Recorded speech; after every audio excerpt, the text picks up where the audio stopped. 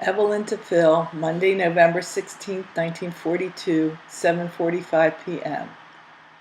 My Phil, need I say how good it was to receive 2 letters from you today? I seem to absorb strength to carry on from each one. I too hope you will bear with me when I crack up. You are every breath I take, and never for a moment do I stop thinking of you, baby. I am a little heartbroken this evening. Why? Well, the crib arrived at 6 p.m. this evening and is set up in our room in the corner. It fits perfectly, as if it were made especially for us. It took all I had to keep from breaking down. I wished with all my heart that you could have seen it be set up. I miss you so much, baby mine. I washed many baby things today. Page 2, and I'm getting everything in readiness gradually. Boy, am I glad Harry brought the carriage here on Friday. We haven't got a car anymore. Broken axle. But I'm getting ahead of the story. The car got them, Jack, Ann, Harry, and Goldie, to New York. Okay, and even got them about New York. However, after the ceremony, I received the enclosed card from Lenny and Lee. They piled 4 couples into the car, made the rounds, and the car broke down as they pulled up in front of Gloria's mom's house late in the evening. Harry and Jack Ann were looking at a 36 Plymouth in New York for $75 and may buy it this weekend when Jack Ann returns to New York for Lenny's reception.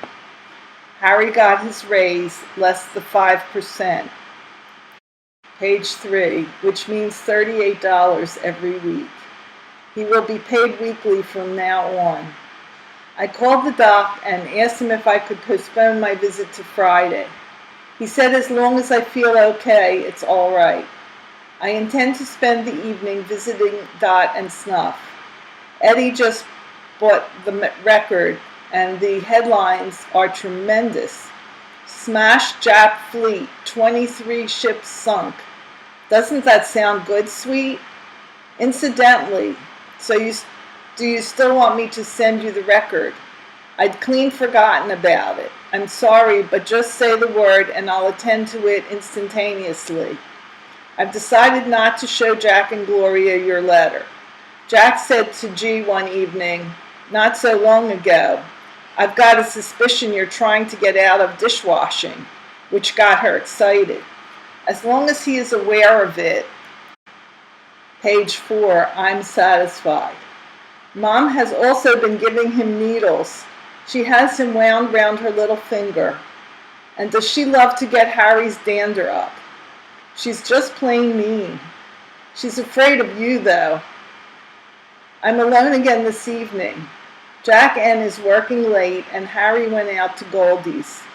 I guess the folks will get home late this evening. I don't mind, 'cause I'd have to get used to it sometime. Anyway, I've got company, if you know what I mean. The penny bank increased today, 14 cents worth. We got a letter from Max Brown. He made an IQ of 120, highest of 876, which may give him a crack at officers' training. His English is very poor, and so is the composition of the letter. I made supper, and it was good, believe it or not. I hope, honey, that you will soon see the crib and your loving wife, Evie. Philip to Evelyn, Monday, November 16th, 8:30 p.m. Dearest Evelyn, sorry I couldn't start this till now, 8:30 p.m., but it is very impolite to walk out on the boys when they insist on letting me take their money. After cleaning up to the extent of $8.20, I finally persuaded them to let me drop out in order to write to my darling Chippy. I don't know how much money they saved in so doing, but I'll bet it was plenty, 'cause I was plenty hot. I trust you are duly flattered, my dear. For some reason, I didn't receive any mail from you today, but I did get Ruthie's cute letter. Tell her thanks from me for her kind consideration, and that I'll try to find time this weekend to answer. We are pretty busy now from 6 a.m. till 4 p.m. since we have a regular schedule. It's still drill and lectures on motor transport. Now for the good news. Today they posted 3 forms on the bulletin board. They were put there in order for the fellows to sign up for furloughs. They have their preference of Thanksgiving, Christmas, or New Year's, but I beat them all to the punch. This morning, bright and early, I went to the orderly, page 2, room and told the acting first sergeant that I wanted a 10-day furlough sometime next month. When he asked me what date, I told him the circumstances. He filed all the particulars and wrote emergency on the card. So unless something unforeseen happens, I'll be at your side when you'll need me. I hope, sweet, that this cheers you as much as it does me. It's so much easier to count the days when there is an end in view. It just occurred to me that you are constantly asking questions, and I am just as constantly forgetting to answer them. The only one I do remember is about the pajamas. I'm sure cottons will be very nice, especially so on you, my lovely.